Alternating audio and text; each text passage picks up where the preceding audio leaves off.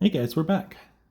So, today I wanted to talk about something that is a little bit different. We're not going to do an over the board lecture with too many stones, but we are going to talk about sort of the fundamental nature of Go. But first of all, big announcement. A couple of viewers already requested that I get my hands on a 9x9 board. A lot of double digit Q players, particularly those below 20Q, play exclusively on 9x9. And actually, some high ranking players also basically only play on 9x9.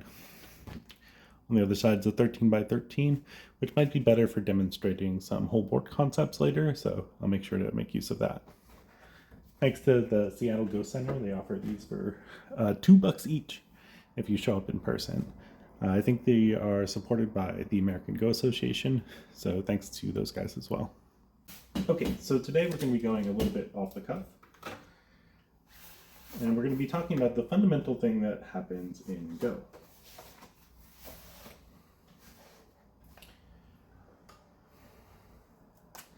And so when I play a stone on the board, anywhere on the board, I'm getting something. I'm getting a stone down that's providing me some control over what happens next in the area that's near the stone. And when you play a stone, you're getting something too. And so this idea of I play a move and you play a move, we call this basically an exchange. And it can be actually, 3 or 4 moves for 3 or 4 moves. And then the basic idea is it doesn't matter how many moves. This is just a little short sequence where I get something and you get something. And so the question is, if every turn I'm getting something and every turn you're getting something, how is there ever an advantage gained in a game of Go? Well, basically the answer to that is exchanges in Go are almost never fair. So I get 3 and you get 6. This is going to be a bad exchange for me. So the person who got 6 won the exchange. But if I get 3 plus the Sente, which is free choice of the next place to play on the board, then it's not clear who is gaining here, right? And so when I get a 3-point move and you get a 6-point move, but I get the next move might be worth 8. And I'm just assigning sort of random numbers here, right? And so now we can say that I get 3 plus 8, which is 11, and you get 6. But let's say that this is a gote move. So I lose the tempo here, and my opponent gets to take the Sente. And so now they can get their own 2-point Sente.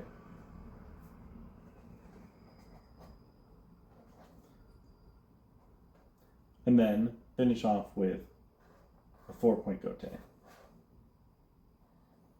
Again, just picking random numbers here, but basically this is the way the game works, is that one player takes small moves in Sente and then finishes with the gote move.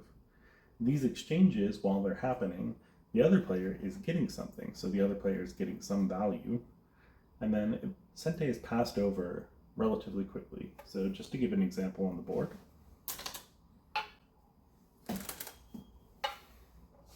this is what we call a pretty normal corner enclosure joseki. And so when white approaches, black can jump. Sorry, I forgot my basic joseki. And then white approaches again. Black blocks the corner. And white jumps out. So who got more here? Well, black is really only controlling these 4 lines, and it's only about 2 to 3 lines high.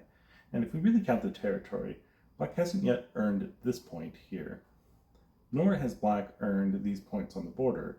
So black is really sitting on about 5 points. It looks more like white is sitting on about 6 or 8 points. So why did black choose to play this way? Well, it's just for the Sente. Now it's black's turn, and black can play the next move on the board that's big. And so this idea of I get something, you get something, and then I get Sente is basically one heuristic that we can use to predict the game. We can also use this idea to evaluate whether or not a variation is fair or not. I think this variation favors black, but we'll note that black had spent one of their Sentes taking the corner. So black's move was already here, and then white chose to approach. So this variation should be advantaged for black. Black was first to the area, and therefore black will get a better result by taking the Sente.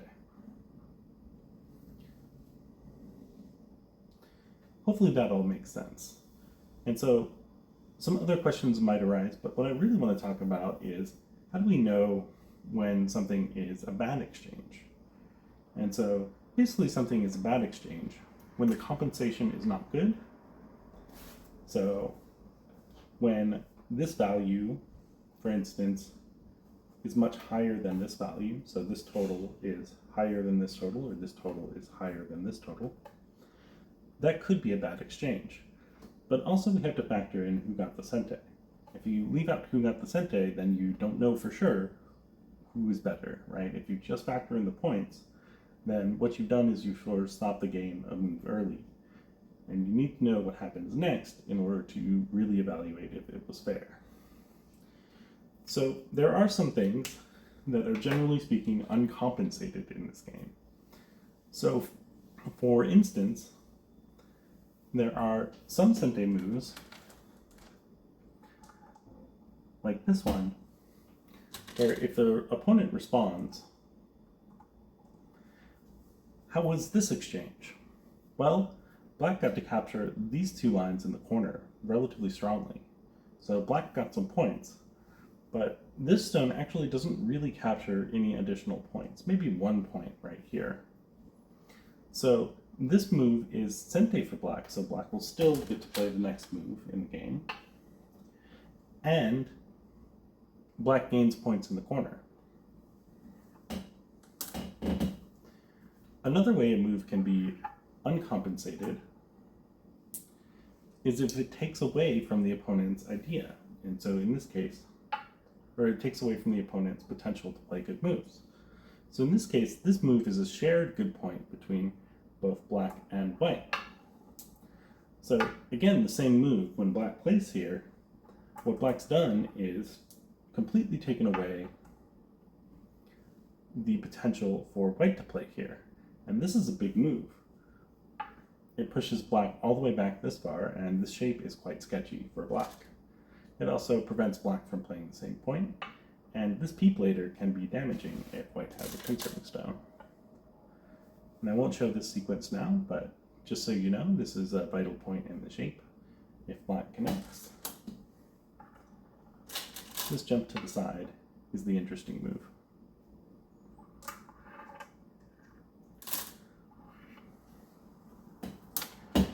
And so this seems to violate the principle of I get something, you get something.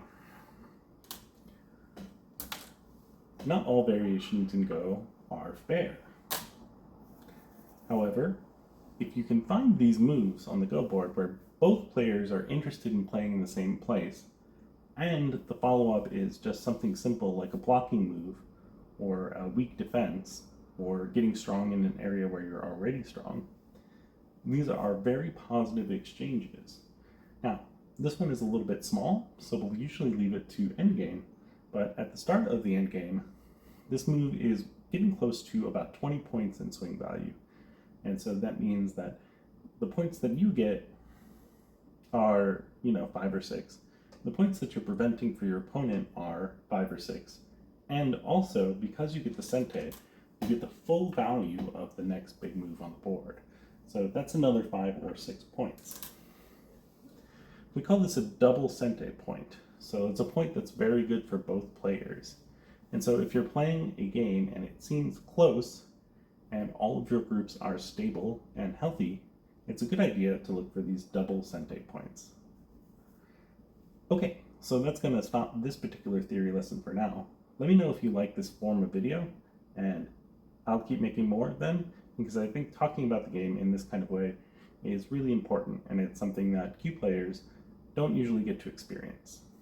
Thanks for watching. See you next time.